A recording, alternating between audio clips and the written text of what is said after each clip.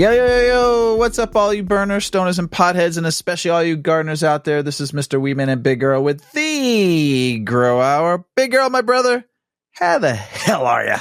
What's going on, man? I'm good. How are you doing? I'm doing great. You want to know why? Why? Because we're going to talk about hash, and we're bashing with hash with our friend Wolfman, who's back in the house for a fourth time, the Quattro. What's up, Wolfman? Say hello to everybody. Hey, what's up, man? What's up, Big Earl? Nice to see you guys, man. Great to have you back, my friend. And we're super stoked because more about hash, but a different format this time. But before we get started, what's everybody smoking on? I'm smoking something new you gave me. It's a cart. And we're gonna go into later, but what flavor am I smoking here? You're smoking on some wild strawberry. Wild strawberry in my little glassy thing here. That's pretty cool. I still got to get me one of them. I'd like to thank the Zenco for that. Thank you very much, Wendy and Paul. Appreciate you guys up there in Canada sending me one down. It's really nice to smoke out of. Really easy. You just press the button. Fug comes right through the glass, and you just drink it down, or you can put a straw in there. It's very nice. Ooh, Wolfie. You taste the butane at all? That was the big thing that you were talking about. That is the big thing. I'm looking forward to actually not having that fucking nasty taste in my mouth, which I have not had. And you gave me. I've had this for about a month now, and I've tried it a few times, and I have not had the butane taste in my mouth. Well, that's well done, my friend. I try very hard. Well done. Try very hard. Big Earl, what are you smoking on, my brother? I am smoking on. So when we were talking right before the show, I dropped I don't know if you guys noticed. I dropped my whole fucking grinder on the ground. I thought I heard something. Yeah, I'm smoking some Fat Sweaty Bulldog floor weed. Nice. I wasn't just gonna let it go, you know. I picked out a few hairs. I think I got them most though. Sorry, dog hair. Dog hair is dog hair. We get enough. We got dogs. We know what it's like to smoke it, eat it. Delicious. In honor of Wolfie, what are you smoking on, my brother? I'm smoking on the same cart you are, my brother. It's like we're smoking together. Nice. I love it. It's so nice, man. Like I said, I keep it on my bar, and during the day, you know, like towards the end of the day, if I don't want to roll a joint or anything like that, I just push that button, and I think of you. One or so thank you for the card. I appreciate it. Anytime, brother. So how you been? How's everything been since the last time we talked? It's been over a year, and you've been on a few great episodes with us, all about hash. We had you on episode 43, 48. And episode 50 with our friend Terp Fiend. So how's things been going? Things been going great, man. Just been growing and making hash, of course. Growing this guy's strains mostly, but I'm also growing a bunch of Terp Fiend strains lately too. So gotta help support the homies. Yeah. Besides that, I got no complaints, man. No complaints. What do you got in the hopper right now from Big Earl and Terp? Oh boy, let's see. Big Earl's got some wild strawberry in the tent that I'm kind of doing a hunt for. I got 4 different phenos I'm hunting through. See if I could find some strawberry terps. Really funky profile right now. Terp Fiend, I got a strain called Lotus Petals, which is an apple chem cross, and a strain called Danked Out, which has his banana punch mixed in it. It's supposed to be stupid. Oh. And then I just got a bunch of clones from Big Earl too, which is he's going to have to help me on this. We got the Eastside OG, the Drunk Rider 23, my absolute favorite lemon strain ever. And we got the Platinum Lemon Cherry Gelato and the Green Crack. So I'm excited. Yeah. I got all kinds of fun stuff. Earl, that's a first from you, Green Crack, that I've heard. That's a first. And the Lemon Cherry Gelato. Yeah. So those two right there are very, very interesting too, because Green Crack is such a fucking uppity strain. And I've smoked some Green Crack before, and man, most 99% daytime. I mean, that's the stuff you go out and party with, you hang out with, your, whatever. Daytime weed, it is heady. It is a head rush. From the Green Crack that I've smoked in the past. So I hope I can get a couple nuggies of that. And then also the Lemon Cherry Gelato. I'd love to get a couple nuggies of that too. Yeah. So, that's all fresh out of tissue culture. So, I haven't actually run them all yet, but soon. I cannot wait to see some pictures from Wolfie over here throwing us some pics of these new strains that he's going to be growing. And you're 100% right about Drug Rider 23. I still have a little bit left of that phenomenal strain. My absolute favorite strain. Spot on when you need it. I grew 4 straight lemon plants from my last harvest, and I pressed out almost 100 grams of flower rosin I've been smoking on. Jeez, that's crazy. I love it. So we appreciate you coming back on, Wolfie, to talk about hash. Beyond, and we're going beyond. We're going far beyond the rosin talk now. So, and like I said, if you haven't listened, and I gotta mention this because we haven't talked live in a minute. We've DM'd on social media and shit like that, but we haven't talked live. I've had some people say about those 3 episodes. If you ever want to know anything about hash, those are the episodes to listen to. And if anybody in the field of doing shows, I've heard from multiple people going, if you want to know what it is, just watch the YouTube channel, all 3, and you will know everything you want to know. Yep. So well done. Just hit me up on Instagram. Yeah. Well, you are great on Instagram too, by the way. And you've answered a lot of questions for people on the Vipers channel that have talked and asked, and you're very knowledgeable of what you do, man. So I appreciate all the love you give us and coming back on the show. So I'm going to let Big Earl take it over here while I just get a little wakey bakey. Right on. Yeah, no, we talked about everything rosin, and it wasn't too long ago we were hanging out, Wolfman and I, and we were talking beyond the rosin because we were talking about the carts and contamination and just everything. A lot of the stuff we're actually going to talk about today. And the 2 other extraction methods we're going to talk about today is BHO and then distillate a little bit, which I know you hate distillate. But we're going to talk about it a little bit. We're going to let people know about it a little bit. But it's going to be nice because there's a lot of misinformation, like you were telling me, and it's what we're here for, to help people medicate themselves educationally. Medicate better, safer, cleaner, more efficiently. All the above. Yes, exactly. Single source. Grow it, press it, do your own shit.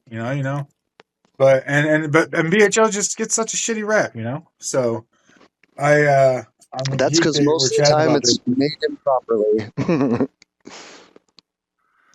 Yeah. Well, that's what I don't know if I've talked about the first time or the first 10 times I made BHO was a glass tube and wearing like an oven mitt and blasting into a Pyrex dish using warm water to try to purge it out.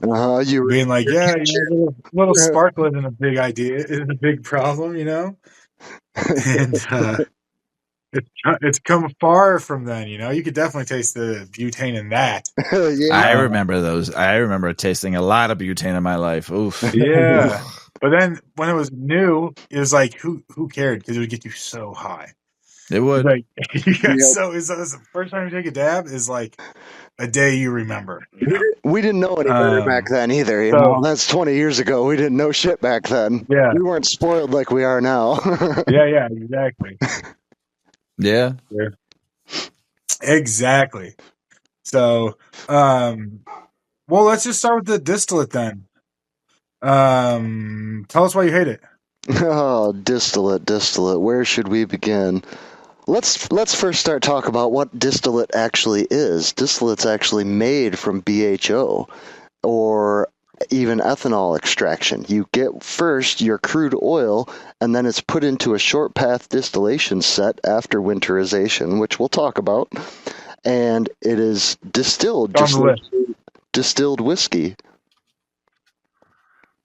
So the thing I don't like about distillate is you can basically make that product out of any kind of garbage you sweep up off your floor.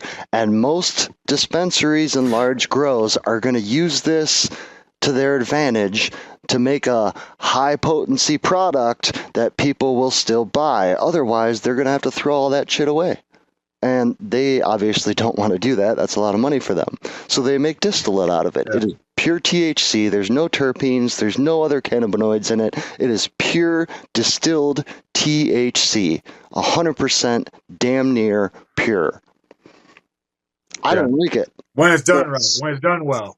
Sometimes people have 70% distillate, and it's like, that's scary. that was crazy though. But I mean, you got to think. Talking about distillate is been around for a hot minute now. I mean, I remember first smoking it like 2014, 2015 is when I first got distillate here in Chicago, coming over from the West Coast, and it was tar, black as fucking dog tar. I mean, I'm talking about it was so black, and the processing where it was coming from was just horrible, you know, and it wasn't very high THC. The stuff we were getting early days. By 2017, I saw a totally difference between what I was seeing in 2014 and 2015. And this is distillate. I'm not talking about dabs. I'm not talking about wax. I'm not talking about shadow. I'm just talking about distillate, oil, the crude oil, right? By 2017, I saw a clarity difference, though. I think the West Coast started learning, and you started seeing it look like gold. Like it was that golden color, and the potency got higher. Like I went from like, let's say, 60s in that early 2014, 2015 to 2017, 2018, where it was getting like 95 to 98%. Yep. And it was gold. It was such a difference in the learning process versus also street distillate versus now that was being done in infusion processes in California at big facility, not maybe big facilities, but bigger corporation facilities where they spent the money on the good equipment too. And equipment came a long way. What I've seen. So go ahead. Sorry. Where were we?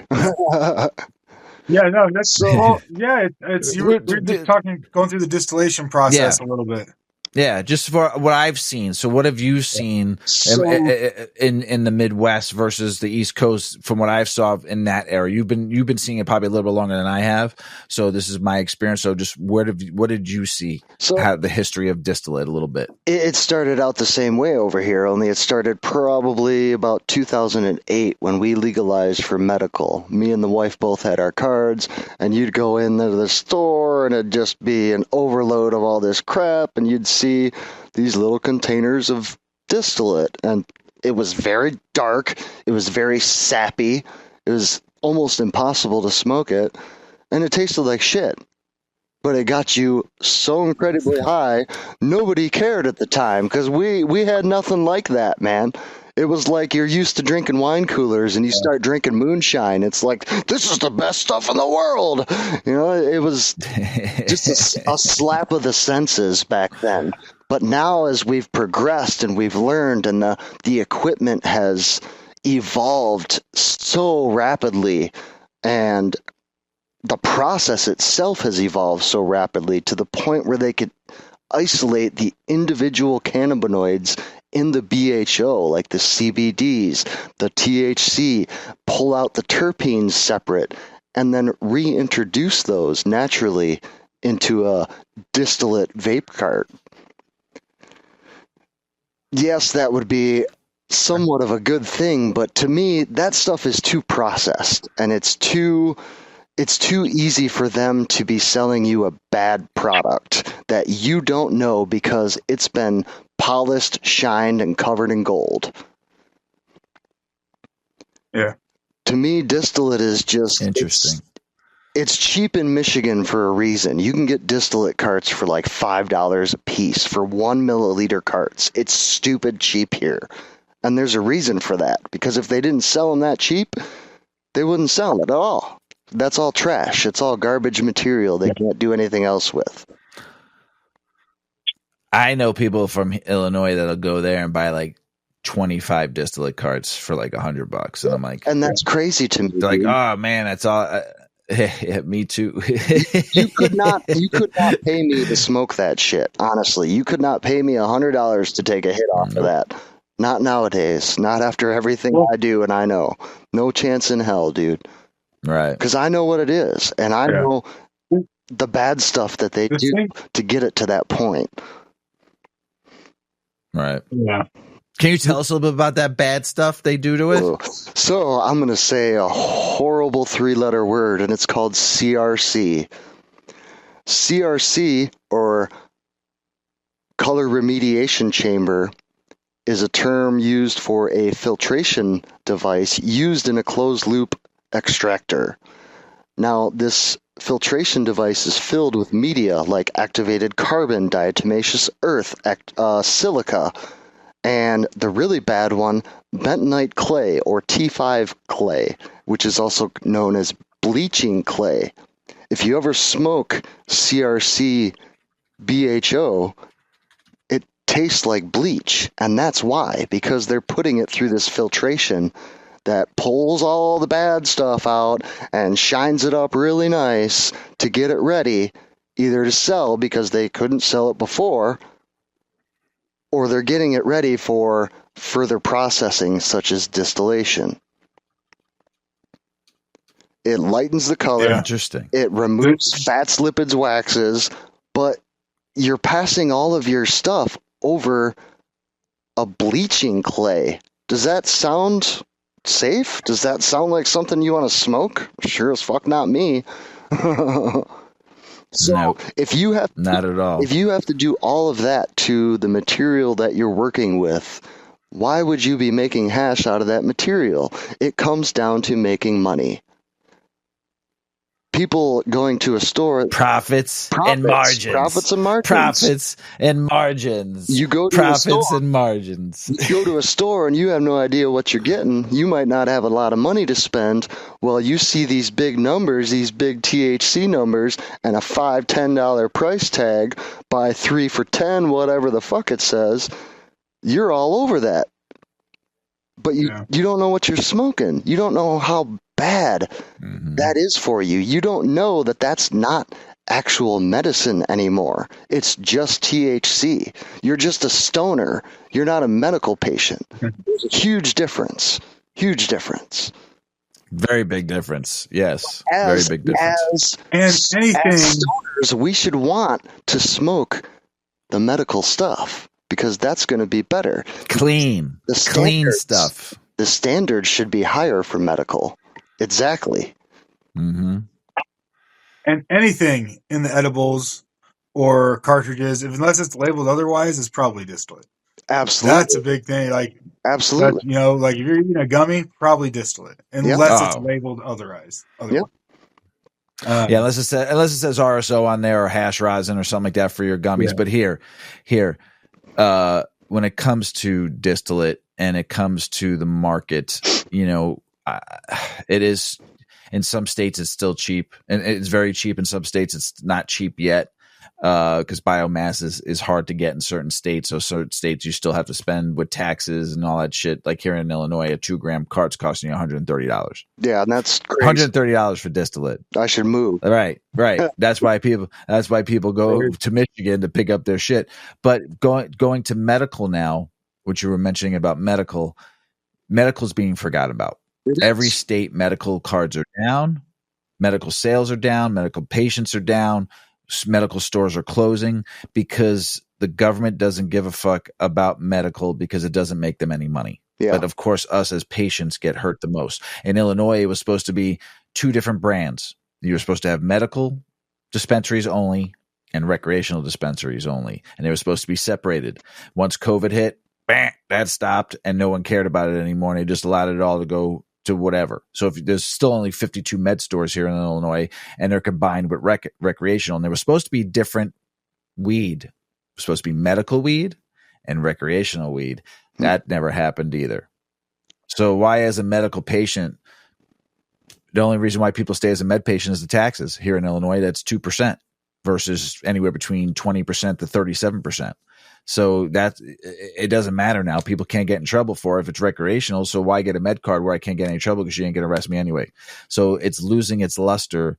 New York's having a huge problem right now. Michigan, you guys are down under $1 million in sales for the first time ever in medical. Crazy. It's it just keeps the market up here is just keeps getting more and more saturated, but there is still market for like the dank. Like people are finding their brands, they follow their brands, they buy, it's like anything else, it's just normalizing a little bit more, or like the market itself is like normalizing and balancing out a little bit more. But there's still just crazy fucking price wars from everyone. Yeah, it's all cardboard doo-doo. So it's just now. It's just like here you can get edibles too in your state for like $5 for 100 milligrams. No, actually 200 milligrams. Sorry, I've seen pricing for here in Illinois. If it's not on sale, regular front end prices anywhere between $20 to $30 for 100 milligram of just straight distillate or RSO or hash rosin. So distillate here in Illinois is still so expensive per liter. Rosin is out of fucking control. So that's why your price still so high here in Illinois versus Michigan, which also you have an overgrowth and overabundance. So as we forget about medical, recreational's taking over because everyone's making your state too, man. They're going to fucking go up to 30. Fucking your Governor Whitmer, who I actually liked when she was running for president. I thought she was cool until she wants to raise that fucking tax to 32%. Yeah, that's you did 10%. You did $3 billion in sales, over $3 billion in sales. You raked in 400 fucking bazillion dollars in tax revenue that now every section, every community, municipality is getting money from that. How much more do you want? How much more does it's the government's just going to keep on taxing the shit out of it. Worse than cigarettes, worse than gas, worse than the lotto. It's just going to just keep on. And then people are just going to go right back to the caregivers again or to the traditional market or the black market because it's just going to price yourself out. And then they destroyed that up here now. Yeah. Stores are out for most of the stores, even now the one I've had since I left my shop that I worked at for a long time. That shop closed. The other shop I was going to closed. And now this third shop that I found is closing because people can't. What's awesome about some of the stuff we just talked about is that if you need weed to help you sleep and you can't spend much money on it, you can spend $5 up here and get enough medicine you can spend $10, $20 and get enough for a whole month. Yep. To sleep all month, you know what I mean? That's awesome. But when you're taking this distillate and you're putting it into the stuff, to the medications, somebody's taking it as a medication, and people don't really understand what it is or how it got there or why the one that says rosin is, 3 times the price per milligram of, medicine. And that's when it starts to, it gets shitty. It's shitty. It's like over, the consumer just isn't educated on it, No, not at all. It gives weed a bad name. Nope. Wolfie, is there any other advantages to distillate though? Or disadvantages, let's say? I guess. And thank you. I'm very high, by the way. Thank you. That's good. I think one advantage of distillate is the fact that it is strong. It is damn near pure, damn near 100% nowadays. So from a edibles or vape cart point of view, you know exactly what you have to work with. You can figure out your math, your numbers, and figure out your profit because that's what they care about. Disadvantage? Yeah, here in Illinois, if you're not 89 to 92%, 93% because of the price here, you're not getting bought. Yeah. You know how hard it is to consistently have that percentage all the time in all these growers here in Illinois? I'm telling you, I know the market. I study it every day. All right. If you're not at that percentage, and people want even higher, if you're anything lower than 88%, you are not getting bought because of the price point in this state. Maybe other states you might get bought. If it's like $20 a fucking 2 gram or something like that, you might be getting bought, or 1 gram. Here in Illinois, no way. Huh. And that's bad. Go ahead, Wolfie. Sorry, the disadvantage of distillate. I think one of the disadvantages is you don't know how bad of a product you're actually smoking. Distillate is not, to me, it is not a clean product. It is not a good product. It should not be so widely available and accepted. It should be more of a last choice for people. It's true. It should be a last choice. Even great distillate tastes like plastic. It does. So it doesn't matter who you are. If you smoke, It's like taking a shot of Malort, let's just say, here in Illinois. Straight distillate. It can be fantastic distillate. The 99%, like there's not much room for anything else in there but THC. Yep. And it literally will look and smell and taste, process and taste like plastic. And it's like, choke. You will choke and cough, and you'll probably pop a you'll be high as fuck. But you'll be high as fuck, yeah. Yeah, I smoked that 98 or 99% that a brewery guy gave me to try, and it tasted like shit. But I feel like I can go. I feel like the fucking going through a fucking wall. The fucking fruit juice guy fucking running through the wall. Fucking dude, I was ready to like run through walls. Like the Juggernaut with the fucking helmet on. Blah, blah, blah, blah. Kool-Aid Man. You know what I'm saying? That's where I was ready to go. That's why, I mean, I was fucking jacked, man. I was like, whoa.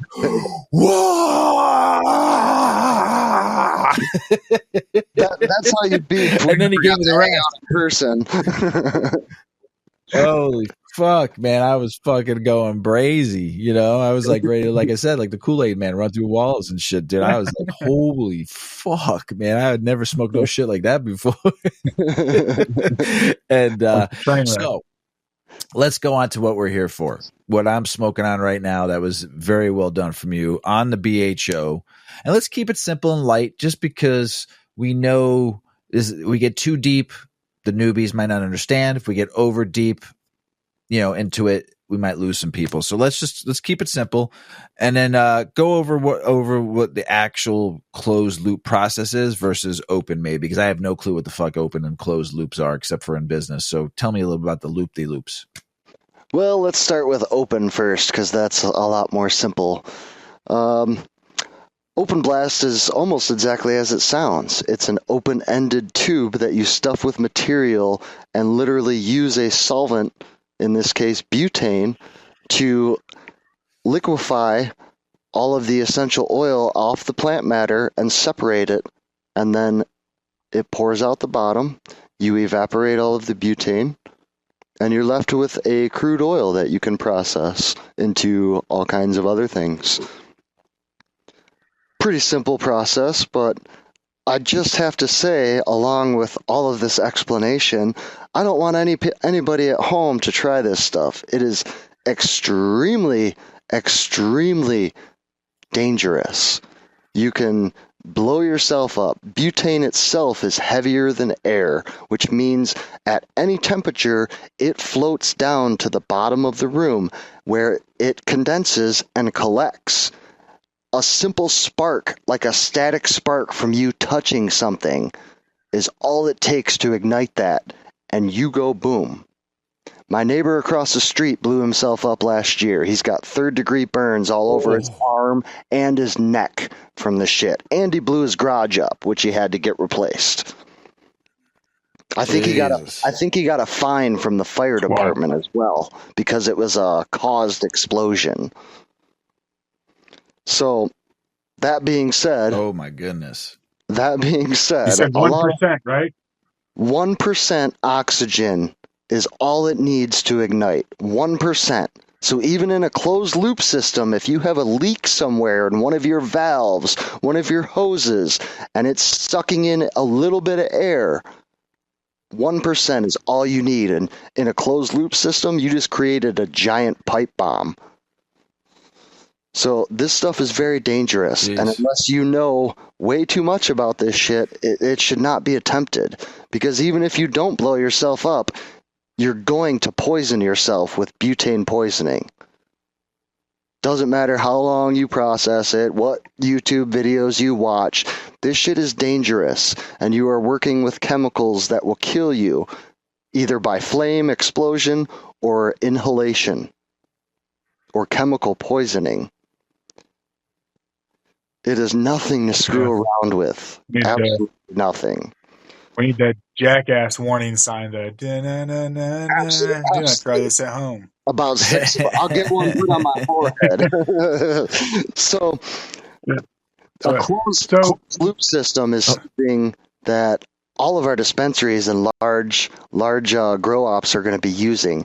And that's for the reason that they get to recycle the butane that they're using in the process because it's a closed loop. Everything starts out in your butane tank. It is then forced with usually nitrogen pressure because everything is at sub-zero temperatures. Sub-zero is -40 or below Fahrenheit. Absolutely freezing. It will burn you if you touch it. It's the temperature of dry ice. So everything is chilled, cooled, put under vacuum. You use nitrogen as your pressure because when butane gets that cold, it stops evaporating and becomes just a straight liquid. There's no pressure, there's nothing evaporating, and you need something in a passive closed loop to move this fluid. So we add nitrogen, it moves from the tank to our material column, which is surrounded with dry ice, packed full of all our buds or our trim or whatever the hell we're extracting. The butane passes through there. Then, if you're using a CRC filter, which I do not, it goes through that, gets filtered, does its thing, and then goes into the base where it is all collected. Once it's collected, everything's closed off. You're able to change temperatures in a passive system, and the butane begins to boil. Once it boils, you condense it back into the original tank it came from so you can use it again for another extraction. And you usually reclaim about 80 to 90% of the butane used in a closed loop system. Wow. Which is why... That's crazy. Which is why, way better than open blast. It was 100%. In open blast, you're losing all of it because basically you're open blasting into an open pan, usually a nice tall pie dish. I got about a 4-inch one. And then you're putting it on some warmth and evaporating it outside so you don't blow up. So you cannot reuse that stuff. Or light your grapes on fire. Your drapes will get on fire, is that what you said earlier? Yeah, no, you don't light your grapes on fire. Yeah. You would hope that's all that happened. You'll see... if you react quickly, I don't know. This is all hearsay. Well, if you react quickly, sometimes it's not a huge deal. The only quick reaction that will happen is the initial explosion. The fire comes after the explosion. So all those vapors that have collected inside the room that you're blasting in when you shouldn't be inside at all with any of this shit is just the perfect setup to keep all that shit together so it could go pop like a balloon. And then your fires start. There you go. And if you're not knocked unconscious by the explosion, if you're not knocked unconscious from that, then you're going to sit there and burn to death, which is great. So I guess that would be a disadvantage too, huh? Yeah. I should say that was all just a joke. I was making a joke because I lit my curtains on fire once making butane, but nothing blew up. Luckily, Can I ask you a question though before we go to the next one? Absolutely. Is there such thing as edible butane? Edible butane? Well, yes. Butane in itself is classified by the FDA along with ethanol as a food-safe solvent, food-safe hydrocarbon to be exact. So this is used in things like, it's very similar to propane. In closed-loop extraction, a lot of times it's very common for people to use a propane-butane mix, and that's because both of these fuels, both of these hydrocarbons, are food-safe, considered food-safe.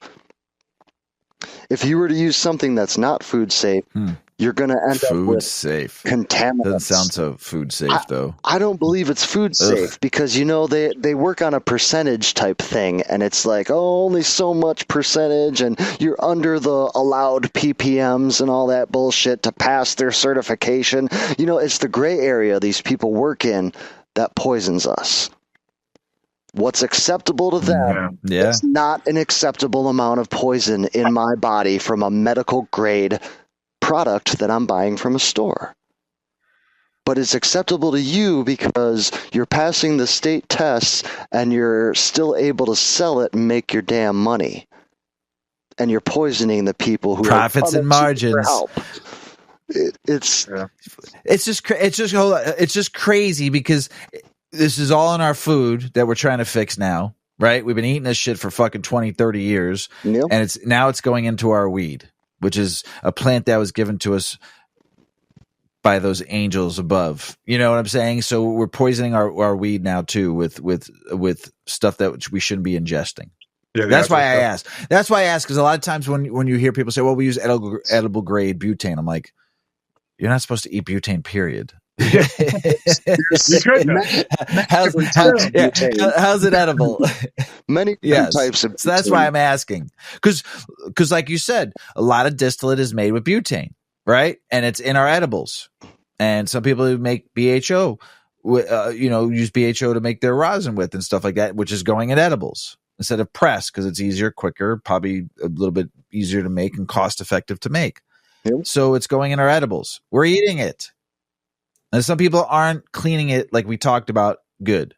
No. So this is what I'm trying to get at here. I'm so glad to have you on to talk about this, because I don't smoke a lot of, I smoke flower and I smoke your hash. Yeah. So, you know what I'm saying? Because I know where it's coming from, but it's just very hard for me. When we had this conversation a long time ago, it's very hard for me to I smoked cigarettes for fucking 20 years. How much fucking lighters have I used in my life, and how much butane have I eaten? Is like, how good are my lungs right now? At my age, you know what I'm saying? So that's putting something in your body still to this day, which is not just coming from the original plant, just smoking flour or making butter with flour instead of using, any kind of distillate with edibles. I do the old school way. I make it with butter, or coconut oil, and I infuse it through the flour, the plant, and I eat it that way. Earl, you like our edibles, don't you, Earl? Yeah, I eat a lot of your edibles. So that's what I'm trying to. It gets a bad rap. Why does BHO get a bad? Distillate gets a bad rap from the people that know. You know what I'm saying? Like yourself, the educated people that have been seeing it around for a very long time. Why does BHO get a bad rap? BHO gets a bad rap because of what all these people are doing to it. They're not creating a clean BHO anymore. They're filtering it, they're altering it, they're remediating it in order to get a sellable product. Something that looks good, but isn't really good. Interesting. So interesting. Yeah. So you brought up before winterization. Tell us a little bit about that. I didn't know. I don't know anything about that. Winterization is a filtration method used for cleaning crude oil.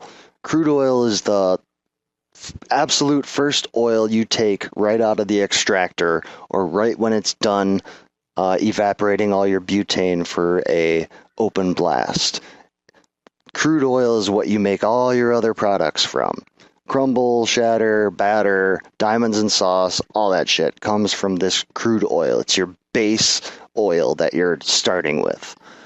From there, you have two options. There's single solvent winterization and second solvent winterization. Single solvent winterization is going to be using the solvent that you extracted with. In this case, butane. You're going to use the butane itself to solidify and get the fats, lipids, waxes, and chlorophyll to precipitate in the actual solution so it can be filtered out. A second solvent winterization is going to be after you evaporate all of your butane, you're going to be adding a second solvent, in this case usually ethanol, which is a food grade kosher ethanol that you can drink basically, but it's 200 proof, so you wouldn't want to do that.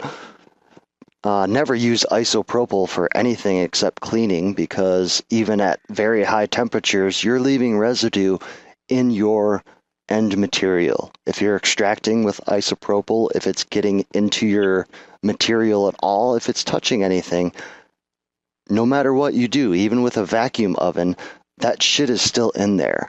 And isopropyl is a denatured alcohol. You are poisoning yourself. I don't use it for anything. I don't even like it in my house. I use kosher ethanol for cleaning, kosher ethanol for making RSO, because if there's residuals left over, it's just alcohol. And it's something that's drinkable. It's not poisoning you. There's nothing added to it. So when you clean all your equipment, you don't use. What do you use then? Do you use ethanol, or do you use? You said edible alcohol. I'm kind of stoned, so caught me off guard there for a second. So a food grade ethanol, you could look at that as a 151 Bacardi. 151 Bacardi is a food grade ethanol. It's the same exact thing. It's just different terms, different names. Gotcha. I use lab grade stuff. I posted some pictures a while back, but I get it from that place. It's like the Walmart of lab supplies. You can get anything you want. It's 100% pure, 200 proof. You can't even smell this shit because it's just battery acid, basically. But it's pure. Oh, jeez. It's pure and it's clean and it's safe for human consumption. That's the big thing. That's the big thing. So, especially at home, if you're doing winterization or anything else and you have alcohol involved, it's a very good idea to use Everclear or 151, depending on whatever state you're in. The problem with those is they contain water. So depending on what you're using it for, you could actually be extracting extra stuff into your end product, which kind of sucks. Yeah. But so going back to winterization. Does the winterization, go ahead. Does that affect like what you make then? So like, do you have the two types of winterization? Do you have to do one certain type to make like a shatter, or a different type to make a crumble, or nope. You know, different stuff like that? So the consistencies? The consistencies are something completely different. That is done just by different processing. The winterization is more of a filtration technique. It is just used to remove contaminants. It's not used to make the final product. It is just a filter. Yeah. So that makes sense. So how do you do that then? Sorry, do you have more on winterization? No, that's what like making the shatter and the crumble and everything. Oh yeah, that's interesting. You can make all of that out of BHO. Yep. All those consistencies come from BHO, from that very first crude oil. From that step, you can turn it into any one of those products just by doing this or doing that. But that's a whole nother six shows right there.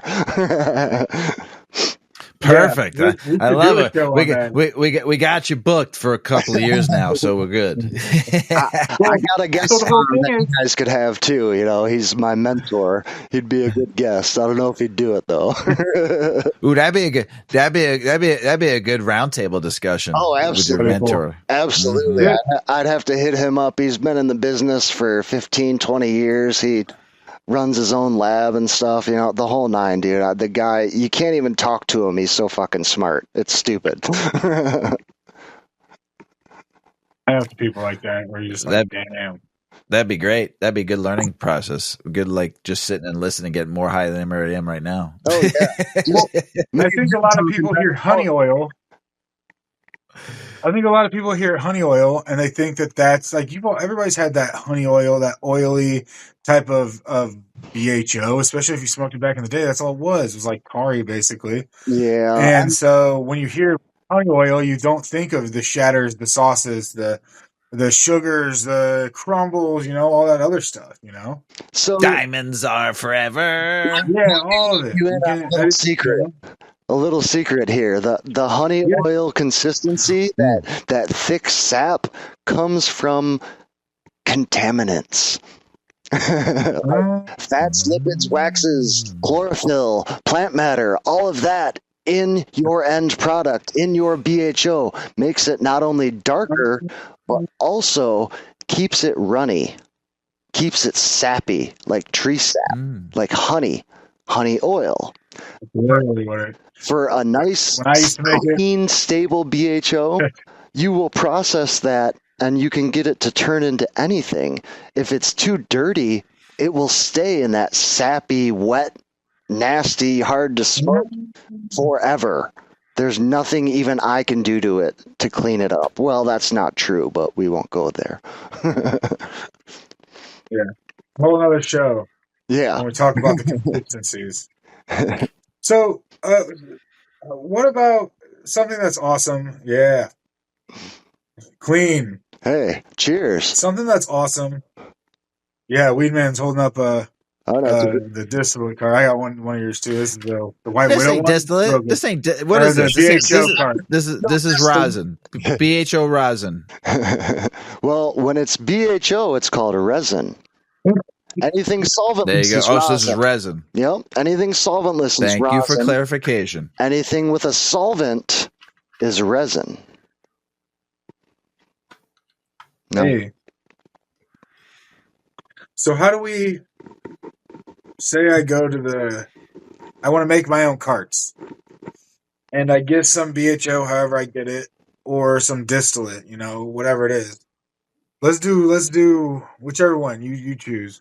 How do I get that into a cart? Like, what are some advice, or like somebody wants to make their own? They say, hey, tired of this bullshit. I want to have some organic terps.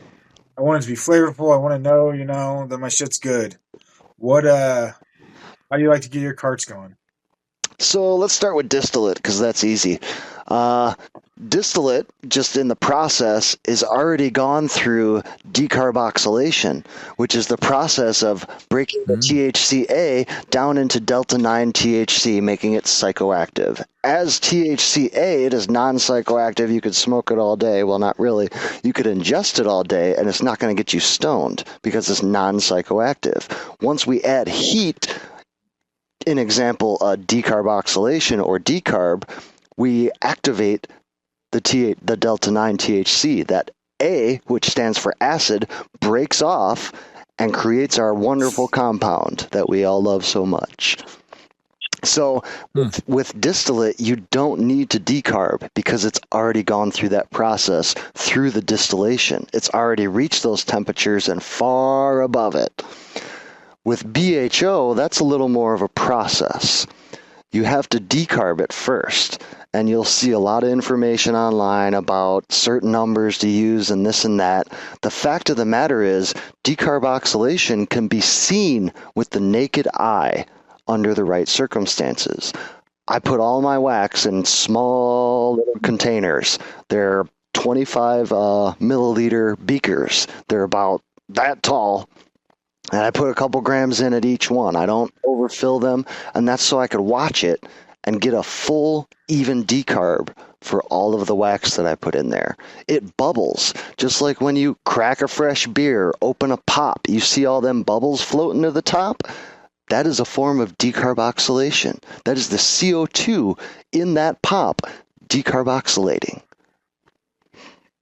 Very cool. The same thing is happening in our wax, and on a magnetic stir plate with a small beaker and my little tiny flashlight, you can see this process happening. And over time, you get to learn when it speeds up, when it slows down, exactly what temperatures you really need to use because it's not as high as you think it is. You're able to pull that stuff off and create a fully active oil that you add very little terpenes. The amount of terpenes I'm adding to your cart are by the drop, bro. I'm not measuring that shit by the milliliter or nothing. It's literally about 5 grams of wax and like 40 drops of terpenes. It is nothing in there. Everything that is in that cart is BHO. With just a splash of flavor. Oh, it's crazy. Splash of flavor. Crazy. That's why when you get to the end of that cart, it will burn clean. There will not be a black ring in the bottom of that shit because it's clean. It's pure. That's crazy. I got a few like that too that are clean. They're empty and they're clean. I mean, it looks like you could just refill them. And I do. I refill my carts up to some of them up to 10 times. The last one, This one I'm using, I think this is number 7. I had it over at Big Earl's house a few weeks ago, 3-4 weeks ago. I think I was on number 5 back then or something. Now, here's a secret about me. The only way that I smoke BHO nowadays is in a cart. And I will not smoke anyone else's BHO. I don't care who you are, unless you're my mentor. He has sent me plenty of BHO. Well, you know where it came from. That's why. I know where it came from. Exactly. Yep. You know who's making it, and if it's your mentor, then you know it's good because he taught you. So, and I'm smoking it too. So your mentor who taught you. I know it's done right. Oh, there it is. What else? Anything else, Wolfie? Anything else that we missed in this BHO distillate? Man, debate. I don't really think so, guys. You know, we wanted to keep it kind of simple, and I probably blabbed on a little bit too much there, but shit always happens. We get high. No, hell no. I loved every minute of it because there was a lot of shit in there I never heard of, so and a lot I didn't know. So and a lot of stuff I kind of knew, but a lot of stuff I learned today. So I appreciate you. Plug away. Tell us where everyone can find you at. I'm always on Instagram. Find me at Wolfman. That's about it. I'm on Big Earl's Discord. You can find me there, but I'm not really on there too much. Mainly on Instagram. Shoot me a message. And Wolfman is at W01F.man. Yep, and it's a lowercase W. Yeah. There you go. Check out Wolfman, and when he posts some of the pictures of his flower that he's going to be turning into hash, and when he shows you pictures of his hash, you get drooly because it looks so good and pretty. And we appreciate you, man, coming back on. We'd love to have you 6 more times because you said there's 6 more shows. We need to learn about all these different ways to process all this shit. So you're always welcome on, my friend. You're always welcome on this show to come talk some smack, talk some shit, and have some good times and talk about hash. So, Big Earl, man, there was something though that you need though to make BHO rosin. Yeah, besides decarboxylation, there's something that we missed in that process though. Yeah. Maybe you and Wolfie can help me out with that. What is that shit we fucking need? Yeah, I mean we bring it up a lot because it's kind of obvious, right, Wolfman? Yeah, you know, I hate to keep saying it, but you have to go to your local store. You got to make sure it's 100% organic because we want to keep it clean. Whatever's in our products, you just load that shit with CalMag, and you will be fine with whatever you are doing. Whatever you are doing. 100% CalMag. 100% CalMag. Everybody out there in the world, we love you. Don't forget the CalMag. Peace! Check out our cannabis lifestyle brand online at 8decades.com. Our custom smokes and accessories are perfect for your coffee table, bedroom nightstand, or kitchen counter. They're designed for you to show them off. The Canna community is also loving our hemp and cotton blend t-shirts, sweatshirts, scarves, and hats, finished off with our 8 Decades logo. We've got some awesome long-lasting goods that will be your favorite for years to come. 8 Decades, because a 9th decade of cannabis prohibition isn't acceptable.